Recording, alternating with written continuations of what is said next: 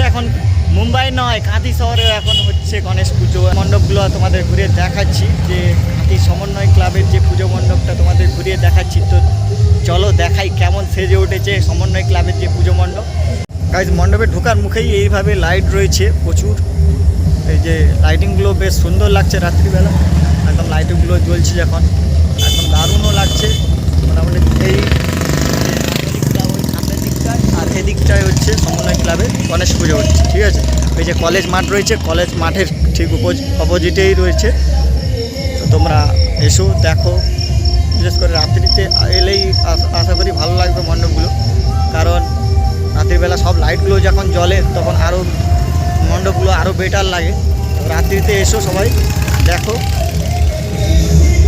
মণ্ডপের ডান সাইডেই দেখতে পাচ্ছ এইভাবে একটা সাংস্কৃতিক মঞ্চ রয়েছে। তো আর মণ্ডপটা তো বেশ দারুণই লাগছে, কী বলবো। তো তোমরা কমেন্টে জানাও মণ্ডপটা কেমন লাগছে। এইখানে এই পজিশন থেকে তোমাদের দূর থেকে দেখাচ্ছি পুরো মণ্ডপটা, কেন কাছ থেকে গেলে পুরো মণ্ডপটা একসাথে দেখানো যাবে না।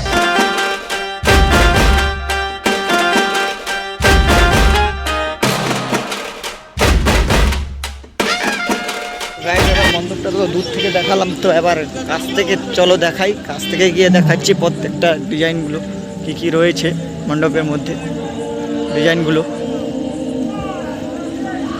এই দেখতে পাচ্ছ। মণ্ডপের ঠিক সামনে এইভাবে গোল গোল করে ডিজাইন রয়েছে, আর প্রত্যেকটায় লেখা রয়েছে।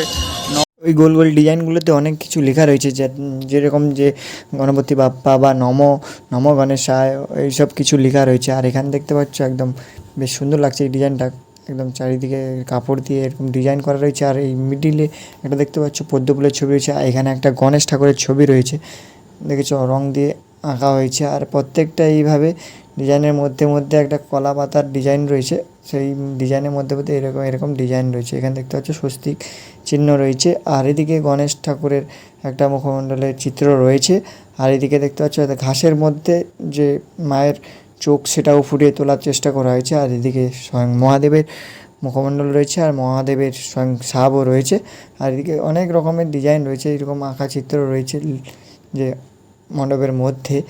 তো দেখো, দেখে বুঝতে পারবে। আর এই যে সাইডগুলোয় দেখতে পাচ্ছ এই যে হাঁসের ডিজাইন রয়েছে, আর ভিতরে তো এরকম অসংখ্য ডিজাইনও রয়েছে, ঠিক আছে।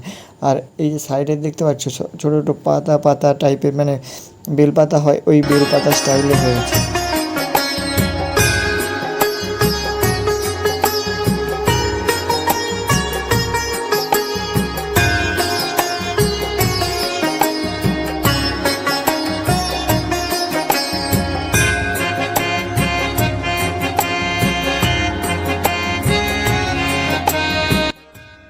তো গাইজ দেখতে পাচ্ছ মণ্ডপের ঠিক সামনের দিকটায় যে একদম উপরে দেখতে পাচ্ছ একটা গণেশ ঠাকুরের যে ডিজাইন রয়েছে, বেশ সেটাও একটা দারুণ লাগছে। আর যে উপরে যে দেখতে পাচ্ছ লাল কালার যে বর্ডার রয়েছে, সেটা হাওয়ায় যখন উঠছে ওই ডিজাইনটাও মানে ওই যে মানে পর্দার মতো দিয়েছে, ওইটাও বেশ দারুণ লাগছে। একদম সামনের দিকটা এইভাবে বেলপাতা স্টাইলে শোল কেটে কেটে ডিজাইন রয়েছে। আর ভিতরের অংশটা তো বলার কিছু নেই, একদম অসাধারণ লাগছে, একদম বেশ দারুণ লাগছে। আর এই যে সাইডে একদম ঝাড় ফাড় দিয়ে একদম সাজিয়ে তুলেছে, একদম ভিতরটা আরও ইউনিক লাগে। ভিতরের অংশতে আরও অনেক ডিজাইন রয়েছে, যেটা দেখতে পাচ্ছ যে গোল গোল যে ডিজাইনগুলো রয়েছে থার্মোকল কেটে। আর একদম যে সিলিংয়ে দেখতে পাচ্ছ একটা বিশাল বড় একটা ফুলের ডিজাইন রয়েছে, বেশ এটা একটা সুন্দর লাগছে, অসাধারণ। যে গোল গোল যে ডিজাইনগুলো রয়েছে তাদের মধ্যে একটা একটা করে গোলের মধ্যে এক রকমের ছবি রয়েছে, নানান রকমের ছবি রয়েছে দেখতে পাচ্ছ। আর ঠাকুরের কথা বললে তো আর কিছু বলারই নেই, অসাধারণ লাগছে ঠাকুরটা। তোমরা সামনে থেকে না এলে দেখলে বুঝতে পারবে না আমি কতটা ভিডিওটি তোমাদের সামনে তুলে ধরছি, সেটা বুঝতে পারছি না। তো তোমরা কমেন্টে জানাও ঠাকুরটা কেমন লাগলো। তো সবাই অনু ভাইকে দেখতে আসো, আনন্দ।